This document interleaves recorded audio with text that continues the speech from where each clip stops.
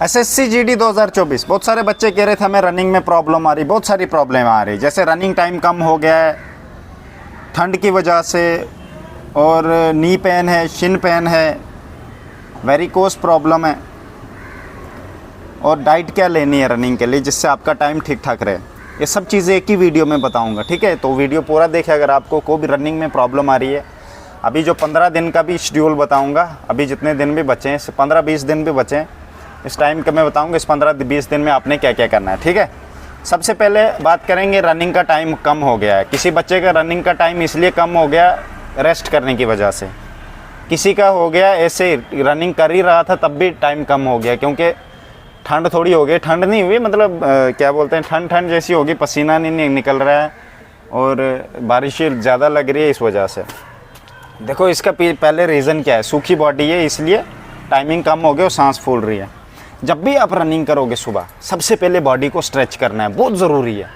Body को stretch करना है, गर्म पानी पीना, पहले घर से निकलते ही 1 गिलास गर्म पानी पीना, वहाँ आके पूरी बॉडी को स्ट्रेच करना है, लेग्स को, नीचे पैर, फुट को, और कोशिश करनी है मालिश करनी है। एक आइल ले लो, थोड़ा सा आपके अपने पास रख लो, मस्टर्ड आइल।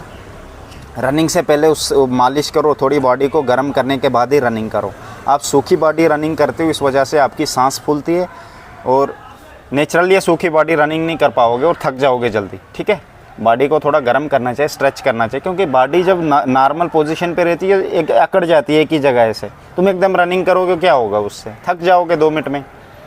तो ऐसे नहीं करना है, गर्म होने के बाद और टांगों को मालिश करने के बाद, टांगों को मालिश करनी बहुत ज़रूरी है, ठीक है। कोई प्रॉब्लम नहीं होगी अगर ऐसा आप करोगे, 100% ठीक हो जाओगे। दूसरी प्रॉब्लम है नी पेन, शिन पेन हो रही है। नी पेन और शिन पेन का एक ही इलाज है, अपने पैर को जो अभी मैंने कहा कि मस्टर्ड ऑयल से मालिश करो, जितना हो सके मालिश करिए, और अगर बर्फ़ है तो बर्फ़ उस जगह लगाइए, रिकवरी जल्दी हो जाएगी। मसाज इज़ द मेन, यही एक इलाज है। मसाज करोगे ना ऑयल से ठीक हो जाएगी, क्योंकि मसल को खींच लग जाती है और मसल जब टूटता है ना उस जगह पे, तो तब ये शिन पेन और नी पेन शुरू होती है। और हम सूखी बॉडी दौड़ते हैं, पैर को भी स्ट्रेचिंग की ज़रूरत होती है, ठीक है। तो पूरा मसाज करना है, मसाज करने से आपकी वेरिकोस वेन भी नहीं निकलेगी अगर आप मसाज करते हैं फुट की दौड़ने। चाहे आपको वेरिकोस वेन नहीं है या है, देखो अभी 10-15 दिन बचे हैं, इधर भी निकल सकती है। तो अपने पैर को, टांग को मालिश करे के दौड़ा करो, और रनिंग करने के ख़त्म होने के बाद भी पैर को मालिश करो, इससे आपका हेल्दी रहेगा पैर, कोई दिक्कत वाली बात नहीं होगी, ठीक है। पूरी स्ट्रेचिंग करनी है। अच्छा, वेरिकोस प्रॉब्लम बहुत सारे बच्चों को कह रहे थे कि हम भैया वेरिकोस चल रहा है क्या करें, कोई कल कह रहा है बस अभी जल्दी निकल। देखो वेरिकोस कैसे निकलता है, जब आप कहीं हार्ड रोड पे दौड़ते हो, आपका शूज़ मैंने कहा था ना अच्छा होना चाहिए। सबसे पहले शूज़ की जो हड्डी होती है नीचे मोटी होनी चाहिए, जैसे मेरे शूज़ की है देख लो, इतनी मोटी है मेरे शूज़ की।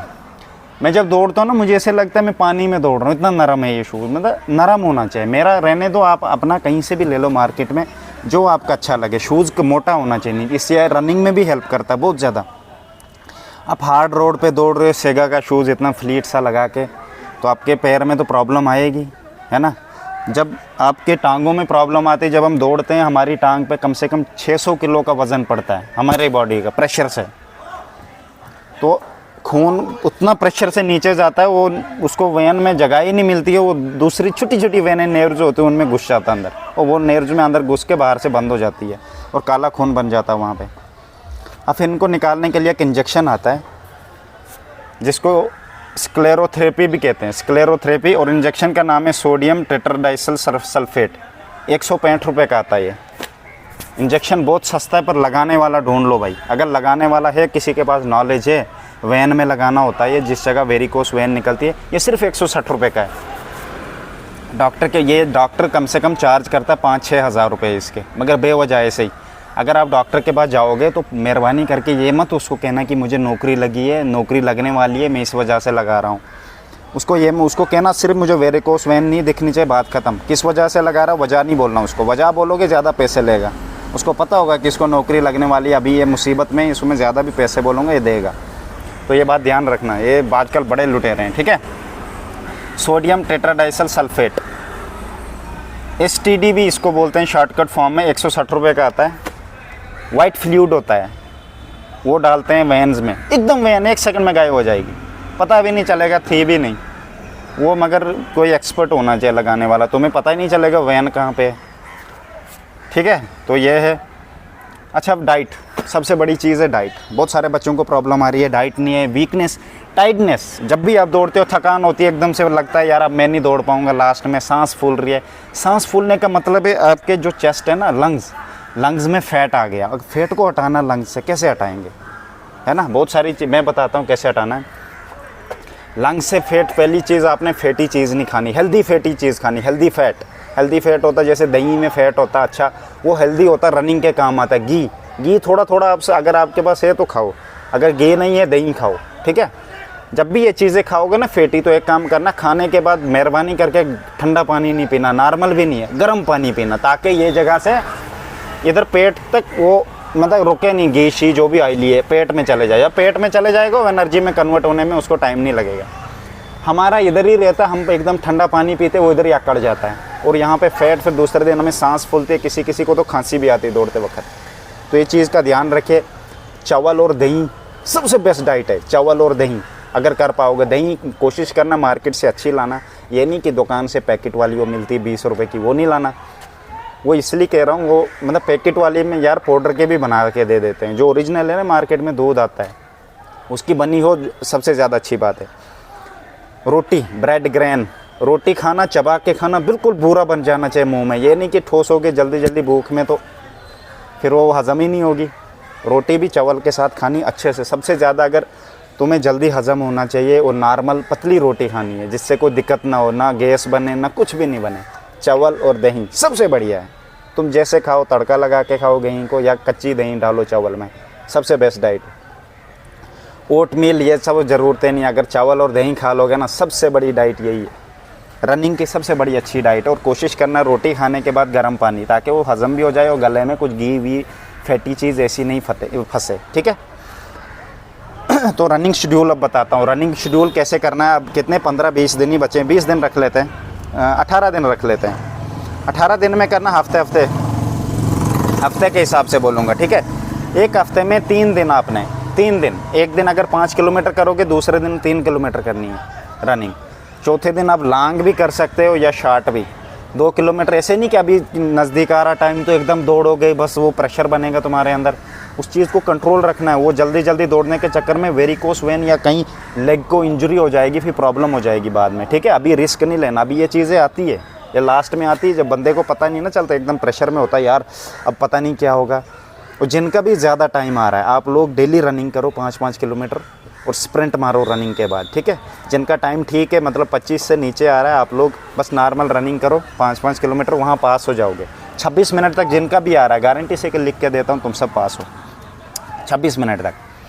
तो आपने 26 मिनट जिन तक भी वहाँ पास हो, कोई दिक्कत नहीं। लड़कियों के लिए भी सेम ये टिप्स हैं। बस रनिंग करो। शेड्यूल बताता हूँ मैं आप लोगों को। हफ्ते में 2-3 दिन 5-5 किलोमीटर और 2-2 किलोमीटर एक दिन, और 2-3 किलोमीटर 2 दिन। 6 दिन हो गए, एक दिन रेस्ट करना आपने, ठीक है। रेस्ट ज़रूरी है। रेस्ट के दिन आप लेग को मालिश करो, रनिंग से पहले मालिश करो लेग्स को, मेहरबानी करके, वो बहुत ज़रूरी है। जिनका वेट ज़्यादा है, अब नींबू पानी, गर्म पानी करके रनिंग करिए। जिनका वेट कम है, 5 केले 1 गिलास दूध के साथ मिक्स करके खाइए, ठीक है। बहुत ज़रूरी है।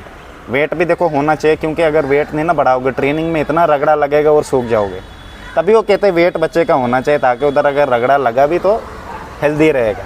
वेट ही सूख जाएगा, तुम इधर ही सूख गए थोड़ी सी रनिंग करके, ट्रेनिंग कैसे संभालोगे वो 1 साल की? नहीं संभाल पाओगे यार। उधर क्या चने खाने पड़ेंगे। डाइट बहुत ज़रूरी है यार, तभी तुम लोगों के लिए कह रहा हूँ। जिनका वेट ज़्यादा है ना, वो फिर भी बच जाएंगे वहाँ। पनीर है, मिल्क है, घी है, दही, कार्ब, ये चीज़ें खाओ यार। थोड़ा वेट होना चाहिए। मैं यही कह रहा हूँ कि लंग्स फैटी नहीं होने चाहिए। बॉडी में वेट आए दिक्कत नहीं है, वो लंग्स ही पे दारोमदार होता है। आप कैसे दौड़ोगे, कितनी टाइम तक आप दौड़ पाओगे। तो रनिंग शेड्यूल यही है, मैंने बोल दिया ना। हफ्ते में 2-3 बार 5 किलोमीटर, 3 बार 5 किलोमीटर रख लो।